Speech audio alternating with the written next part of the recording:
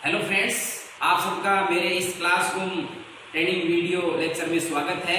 आज के इस ग्रामर वीडियो लेक्चर में हम एक्टिव एंड पैसिव वॉइस के बारे में डिस्कस करेंगे। सबसे पहले ये देखना जरूरी है कि वॉइस क्या होता है। वॉइस मीन्स साउंड और स्पीच। अगर हिंदी में हम कहें तो वॉइस का मतलब होता है बोली, स्वर, भाषण, अभिव्यक्ति।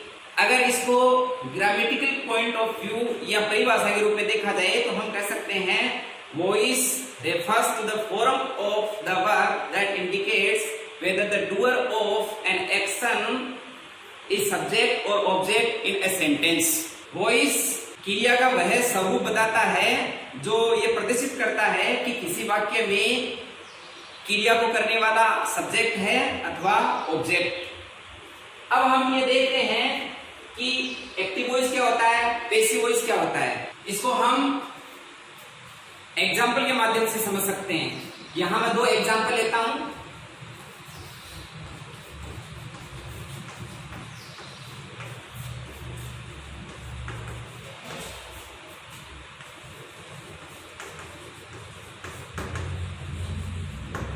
पहला सेंटेंस हमने लिया, Tagore road Geetanjali.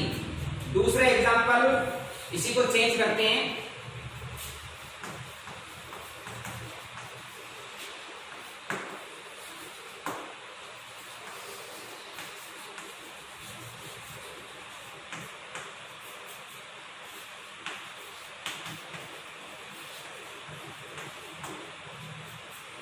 Geetanjali was written by Tagore.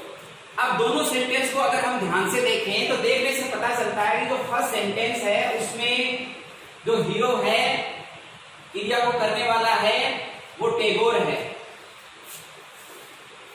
और जो गीतांजलि है वो रिसीवर ऑफ एन एक्शन है। कहने का मतलब पहले सेंटेंस में सब्जेक्ट है वो परफॉर्मर ऑफ एन एक्शन और गीतांजलि है वो रिसीवर ऑफ एन एक्शन।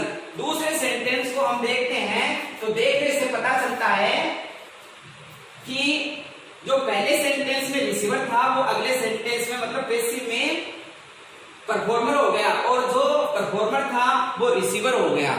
तो अब हम इसको अगर डेफिनेशन के रूप में लें तो कह सकते हैं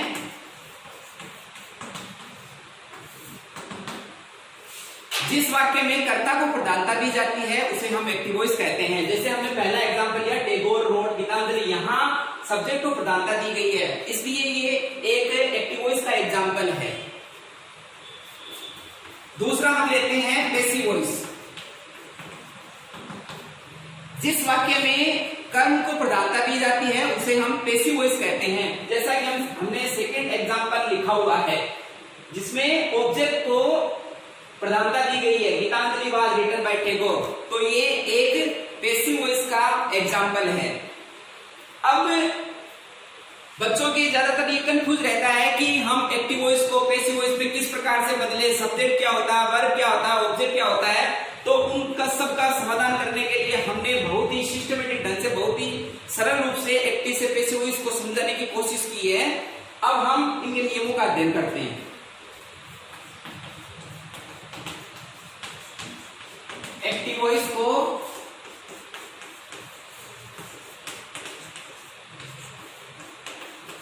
पैसिव वॉइस में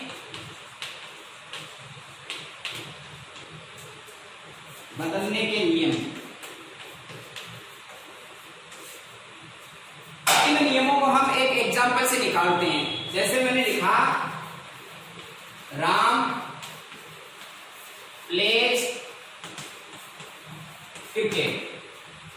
जो कॉमन स्ट्रक्चर होती है उसमें सबसे पहले सब्जेक्ट आता है, सब्जेक्ट के बाद में सहायक्रिया होती है, कई बार सहायक्रिया नहीं होती है, डायरेक्ट मुख्य क्रिया आ जाती है, मुख्य क्रिया के बाद में ऑब्जेक्ट और ऑब्जेक्ट के बाद में अदर वर्ड दिया हुआ रहता है।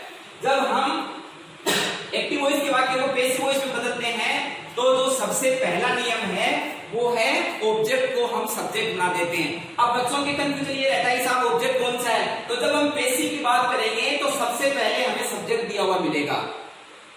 जब हम सिंपल और नेगेटिव सेंटेंस की बात करते हैं तो उसमें सबसे पहले हमें सब्जेक्ट दिया हुआ मिलता है, सब्जेक्ट के बाद में सहायक्रिया दी हुई मिलती है, सहायक्रिया के बाद में हमें मुख्य क्रिया दी हुई मिलती है, मुख्य क्रिया के बाद में जो शब्द लिखा हुआ होता है वही ऑब्जेक्ट होता है। उसी को हम पैसिव वॉइस का सब्जेक्ट बना देते हैं। अब यहां जैसे इसको नियमों के रूप में ले तो हम लिख सकते हैं ऑब्जेक्ट को सब्जेक्ट बनाते हैं। दूसरा काम, सब्जेक्ट के बाद में जब सेंटेंस को बनाते हैं तो साइक्रिया का प्रयोग करते हैं।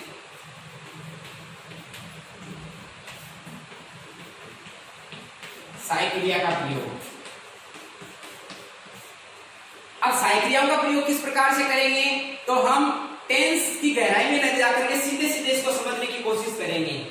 अगर मान लो किसी सेंटेंस में मुख्य क्रिया की फर्स्ट फॉर्म दे रखी है या फिर मुख्य क्रिया की फर्स्ट फॉर्म में एस या एस लगा रखा है या फिर डू या डज के साथ में फर्स्ट फॉर्म दे रखी हो तो हमें पैसिव वॉइस बनाते समय साइक्रिया इज एम आर का प्रयोग करना है। एक वचन के साथ में इज का प्रयोग करते हैं, आई के साथ में एम का प्रयोग करते हैं और बहुवचन के साथ में आर का प्रयोग करते हैं। दूसरा, मुख्य क्रिया की सेकंड फॉर्म दे रखी हो या फिर डिड के साथ में फर्स्ट फॉर्म दे रखी हो तो हम साइक्रिया बोज वर का प्रयोग करते हैं। आई और एक वचन के साथ में बोझ का प्रयोग करते हैं और बहुवचनकर्ता के साथ में वर का प्रयोग करते हैं। बाकी जो क्रियाएं दे रखी हैं उन्हीं साइक्रियाओं का हम प्रयोग करते हैं। पैसिव वॉइस बनाते समय उनके साथ में कुछ न कुछ शब्द जोड़ देते हैं। वो कौन कौन से शब्द कैसे जोड़ते हैं वो हम देखते हैं। अगर इज एम आर बोझ वर दे रखा हो तो पैसिव वॉइस बनाते समय ये साइक्रिया काम में लेंगे और इनके साथ में बीइंग लगा देंगे। अगर has, have, had, will have, shall have दिया हुआ हो तो हम इनके साथ में बीइंग जोड़ देते हैं।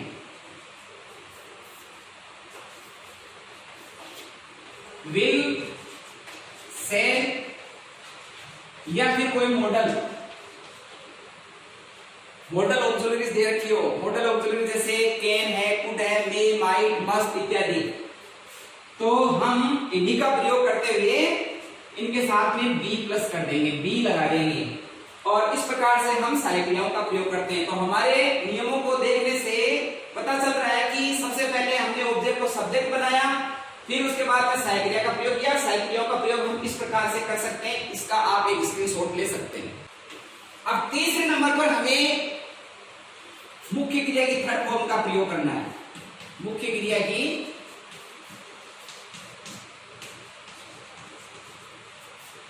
थर्ड फॉर्म का प्रयोग।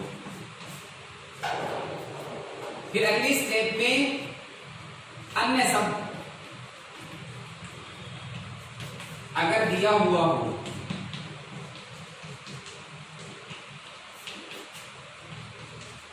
फिर लास्ट में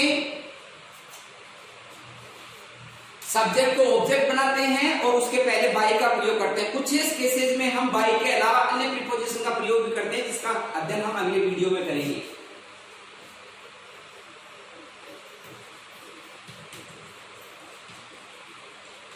सब्जेक्ट को ऑब्जेक्ट बनाकर उसके पहले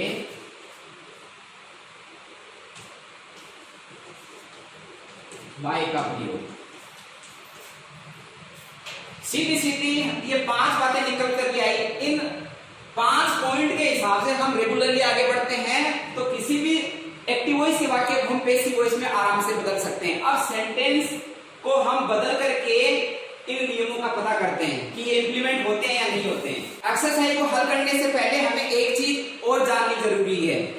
प्रोनाउन की फॉर्म होती है सब्जेक्टिव, ऑब्जेक्टिव, पजेसिव, और जब हम पैसिव बनाते हैं तो हमें सब्जेक्टिव और ऑब्जेक्टिव दोनों फॉर्म का ज्ञान होना बहुत आवश्यक है।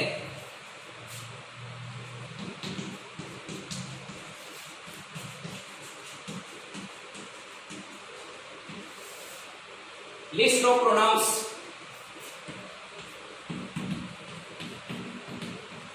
Subjective, objective. जैसे हम आई लेते हैं, आई की ऑब्जेक्टिव फॉर्म मी, बी की अस,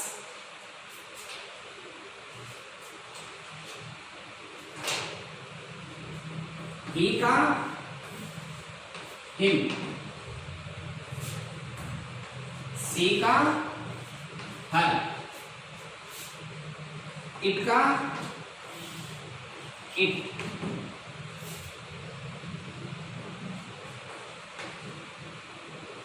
दे का देम, यू का यू, और एक हु होता है जिसको होम में बदलते हैं। इसका भी आप एक स्क्रीनशॉट ले सकते हो। इस प्रकार से हमें सब्जेक्टिव और ऑब्जेक्टिव फॉर्म दोनों का ज्ञान होना आवश्यक है। नियमों के अनुसार अब हम ये जो एक्टिव वॉइस का वाक्य है इसको पैसिव में बदलते हैं। तो सबसे पहला नियम हमने लिखा था कि ऑब्जेक्ट को सब्जेक्ट बनाते हैं, और ऑब्जेक्ट कहां मिलेगा? मुख्य क्रिया के ठीक बाद में। मुख्य क्रिया प्लेस, प्लेस के बाद लिखा हुआ क्रिकेट। क्रिकेट को हम क्या करेंगे? जब पीवी बनाएंगे तो सब्जेक्ट बना देंगे क्रिकेट। अब क्रिकेट के साथ में साइक्लिया कौन सी आएगी? जब पैसिव वॉइस बनाएंगे तब यहां साइक्लिया भी लगेगी। हमने आपको बताया था कि जब मुख्य क्रिया की फर्स्ट फॉर्म में एस लगा हुआ हो तो साइक्लिया इज एम आर का प्रयोग करते हैं। यहाँ क्रिकेट लिखा हुआ है, क्रिकेट के साथ में यहाँ इज का प्रयोग होगा। साइक्लिया, साइक्लिया के बाद में मुख्य क्रिया, और मुख्य क्रिया की थर्ड फॉर्म का प्रयोग करेंगे। अगर वर्ड इसमें है नहीं तो हम क्या करेंगे? बाय लगा करके सब्जेक्ट को ऑब्जेक्ट बना देंगे, और इस प्रकार से हमारा ये पैसिव बन गया। अब कई बार क्या होता है, सब्जेक्ट के रूप में कुछ ऐसे शब्द दिए हुए रहते हैं जिनको हम बाय लगा करके यूज नहीं करते हैं तो भी हमारा काम चल सकता है। फॉर एग्जाम्पल, अगर सब्जेक्ट के रूप में पीपल दे रखा है, सम्मत दे रखा है,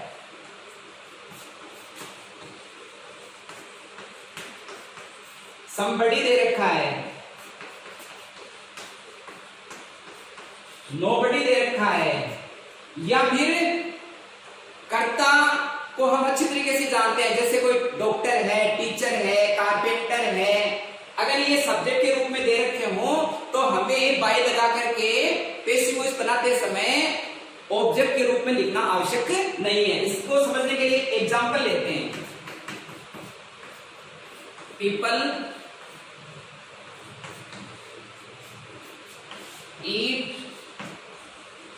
rice all over the world। अब बड़े बड़े सेंटेंस देख करके बच्चे घबराते हैं। घबराना बिल्कुल भी नहीं है। सबसे पहले सिस्टम से चलेंगे। हमें देखना है सब्जेक्ट, सब्जेक्ट के बाद में साइक्लिया है या नहीं है, यहाँ साइक्लिया नहीं है, मुख्य क्रिया, मुख्य क्रिया के बाद में ऑब्जेक्ट, और ऑब्जेक्ट के अलावा जो भी चीज हमें दिखाई दे उसको हमें अदर वर्ड समझना है। हमारा पैसिव वॉइस आराम से हल हो जाएगा। तो सबसे पहले हम क्या करेंगे? राइस को पैसिव का सब्जेक्ट बना देंगे। अब यहाँ मुख्य क्रिया की फर्स्ट फॉर्म दे रखी है, मुख्य क्रिया की फर्स्ट फॉर्म के साथ में साइक्लिया इज एम आर में से एक आएगा, तो यहाँ हम साइक्लिया लगाएंगे इज। साइक्लिया के बाद में हमारा अगला पॉइंट है मुख्य क्रिया की थर्ड फॉर्म, और मुख्य क्रिया इसमें ईट, और ईट की थर्ड फॉर्म इटन। अब यहाँ अदर वर्ड दे रखा है ऑल ओवर द वर्ल्ड, इसको लिख देंगे।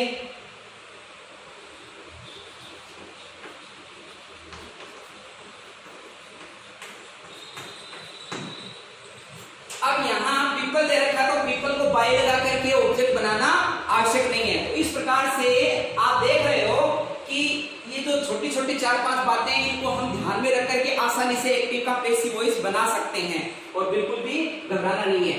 आगे की वीडियो में हम जो इंटरोगेटिव सेंटेंस है, इंपेरेटिव सेंटेंस है, उनके बारे में अध्ययन करेंगे। Thank you.